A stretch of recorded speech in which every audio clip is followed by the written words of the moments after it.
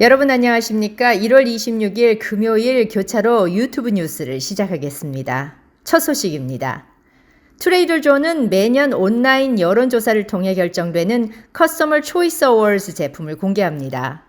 해당 데이터는 판매 순위가 아닌 쇼핑객이 장바구니에 많이 담았던 제품을 기반으로 집계되며 스낵, 음료, 세면도구, 스킨케어 제품, 잡화 등 다양한 상품군이 포함됩니다. 2년 연속 트레이더 조의 커스터머 초이스 어워즈에서 우승을 차지한 제품은 칠리 라임 시즈닝 토르티야 칩 스낵으로 2018년 첫 출시된 이후에 줄곧 스낵 캐테고리의 넘버원 스낵이라고 발표했습니다. 트레이더 조에 따르면 타키스와 유사해 보이는 토르티야 칩은 돌가루, 옥수수, 마사로 만든 매콤하고 자극적인 작은 두루마리로 종종 소개됩니다. 트레이더 조는 자사칩이 다른 곳의 유사한 스낵보다 바삭하다고 주장하는 동시에 경쟁 브랜드에 비해 인공 색소를 사용하지 않는다고 말했습니다. 최우수 종합부문 준우승자는 닭고기 수프 만두, 김밥, 돼지고기 생강 수프 만두, 버터넛 스쿼시 맥앤치즈 순으로 선정됐습니다. 다가오는 음력 설을 맞아 한국계은행의 한국 및 기타 국가로의 무료 송금 행사가 시작됩니다. 뱅크 오브 호흡은 오는 2월 10일 설날을 맞이해 송금 수수료 면제 행사를 진행합니다. 행사 기간은 2월 5일부터 2월 9일까지며 대상은 뱅크 오브 호흡 고객에 한정합니다. 한국, 홍콩, 중국, 베트남, 대만으로 미국 달러로 보내는 개인 간 송금에 해당되며 송금액은 제한이 없습니다. 특히 지난해에 이어 올해도 수신자가 거주하는 국가의 현지 통화로 송금하는 포린 커런시 송금 수수료 면제 행사도 함께 진행합니다.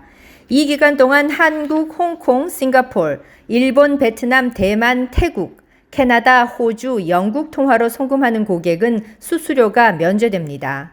한편 한미은행도 같은 기간 2024년도 설 무료 송금 행사를 진행합니다. 세종문화회는 창립 20주년을 맞아 오는 2월 4일 한국 전통주제 음악 콘서트를 노스웨스턴 대학교 갈빈 리사이틀 홀에서 개최한다고 밝혔습니다. 이번 콘서트는 연주와 강연, 패널 토론 등으로 심포지엄 콘서트 형식으로 기획됐으며 한국적 음악에서 영감을 받은 현대음악을 선보이는 자리로 한국적 현대음악 창작 활동을 강조할 예정입니다.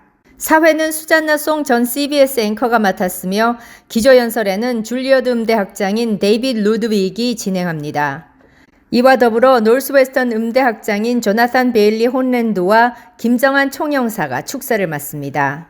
유명 작곡가들인 김미숙 위튼대 교수, 이은영 보스턴 음악 교수, 마스카 주프코 두폴대 겸임 교수, 테디 니더마이어 등이 콘서트 패널로 참석합니다.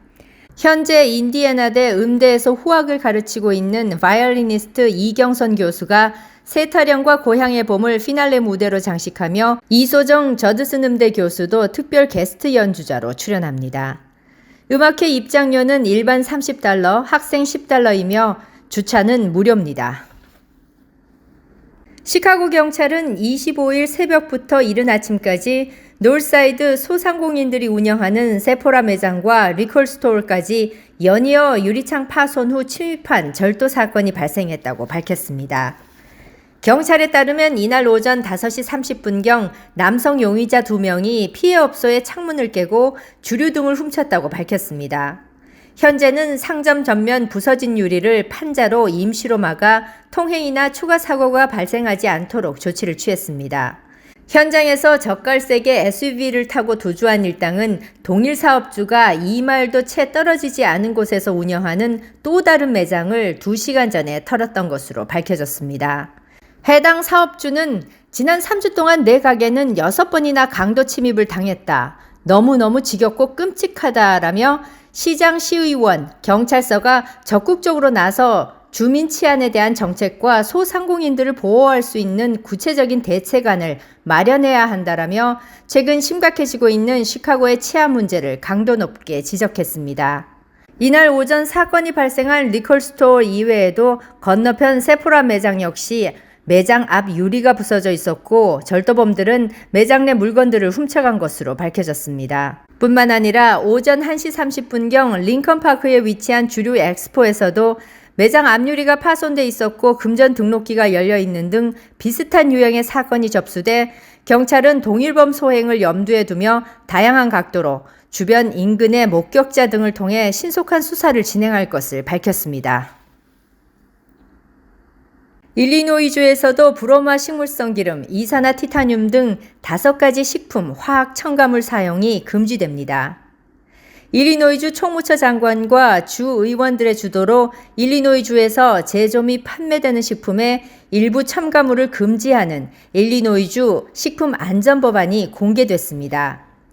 해당 법안을 발의한 일리노이 윌리 프리스턴 주 상원의원은 일리노이 주민들이 슈퍼에서 돈을 내고 독이 함유된 음식을 사지 못하게 하겠다고 성명을 통해 밝혔습니다.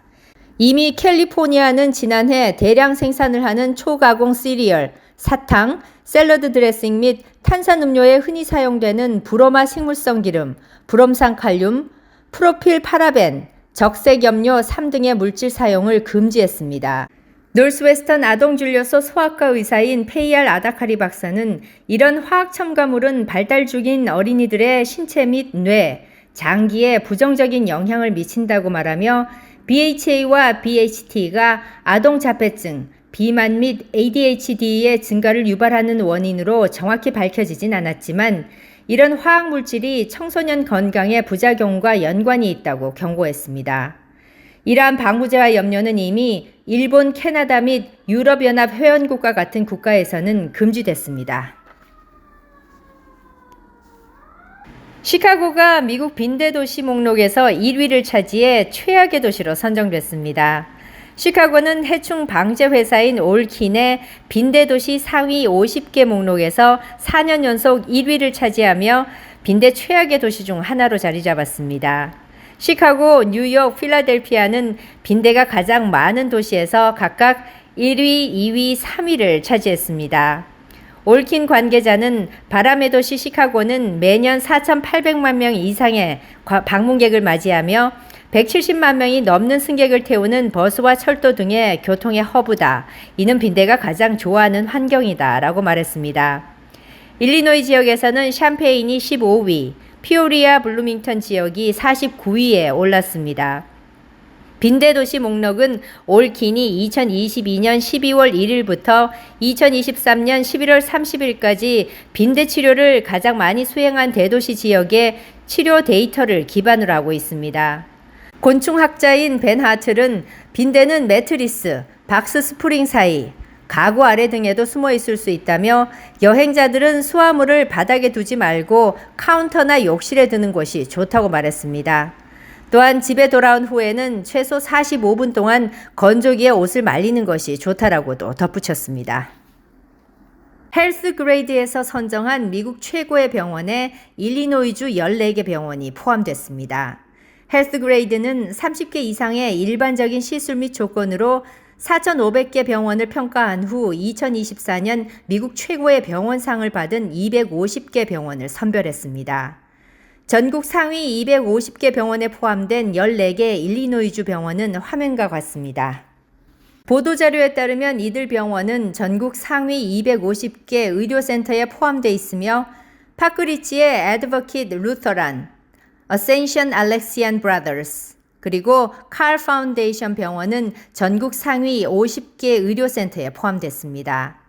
헬스그레이드는 보도자료에서 순위를 결정하기 위해 환자 결과에만 초점을 맞춘 데이터 중심의 방법을 임상적으로 검증된 방법으로 사용했다고 밝혔습니다.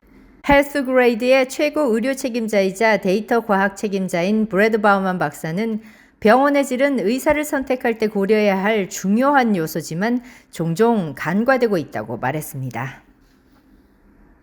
가장 인기 있는 겨울 이벤트 중 하나인 윈터럼스가 26일 금요일 오후 3시에 위스콘신 제네바 호수에서 시즌 개장합니다. 이 야외 체험에는 얼음 조각 터널, 미끄럼틀, 얼어붙은 왕좌, 말이 끄는 썰매, 스노우 튜빙 언덕 등이 포함되어 있습니다. 티켓은 $26부터 시작되며 제네바 내셔널 리조트 앤 클럽에서 구입할 수 있습니다. 작년 시즌은 따뜻한 겨울 기온으로 인해 얼음성이 녹아내려 개장 기간이 단 3일로 대폭 단축된 바 있습니다. 윈터럼스는 뉴욕주 레이크 조지, 유타주 미드웨이, 콜로라도주 크리플 크릭, 미네소타주 메이플 그로브, 뉴햄셔주 노스 우드스탁에서도 운영되고 있습니다. 캔자스의 한 부부가 죽은 아버지의 연금 수십만 달러를 대신 수령한 혐의로 기소됐습니다. 아버지의 시신은 6년 동안 딸 내외의 집 안에 있었습니다. 최근 AP통신은 캔자스의 한 부부가 아내의 아버지 마이크 캐럴이 사망하자 자신들의 집에 시신을 숨기고 연금 등을 대리 수령해 왔다고 보도했습니다.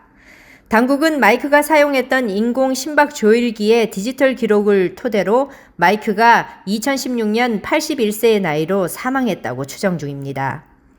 이들은 마이크 사망 후 6년 동안 연금 등을 대신 받아왔으며 그 금액은 총 21만 6,067달러에 이르는 것으로 나타났습니다.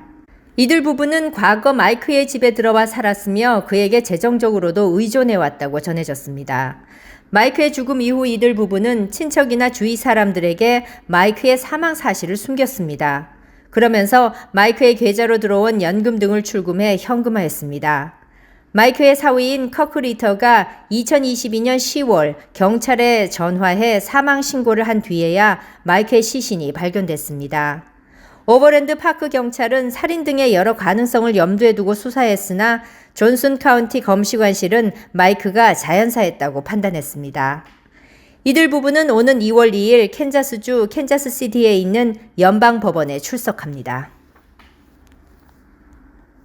비행 중 동체에 구멍이 난 사고로 논란에 휩싸인 보잉 737 맥스 9 기종에 대해 연방항공청 FAA가 운항 재개를 승인한 것으로 전해졌습니다. 24일 수요일 CNN 비즈니스에 따르면 이날 FAA는 운항 정지 상태였던 171대의 보잉 737 맥스 9에 대한 일련의 검사 기준에 대해 승인했다면서 이 기준을 통과하면 항공기를 운항할 수 있다고 밝혔습니다. FAA의 마이크 위테커 국장은 성명을 통해 몇 주간 우리 팀이 완료한 철저하고 강화된 검토를 통해 검사 및 유지 관리 단계를 진행해도 된다는 확신을 갖게 됐다고 말했습니다. 다만 위테커 국장은 사고는 다신 발생해선 안 된다면서 분명한 것은 이번 조치는 보잉이 평소처럼 사업을 재개하도록 하지는 않을 것이다. 품질 관리 문제가 해결될 때까지 보잉의 생산 확대 요청에 동의하지 않거나 737 맥스 라인업의 추가 생산 라인을 승인하지 않을 것이라고 말했습니다. 같은 날 보잉은 성명을 통해 앞으로 FAA와 완전하고 투명하게 협력하고 FAA의 지시에 따라 보잉의 안전과 품질을 강화하기 위한 조치를 취할 것이라고 밝혔습니다. 지금까지 1월 26일 금요일 교차로 유튜브 뉴스였습니다. 고맙습니다.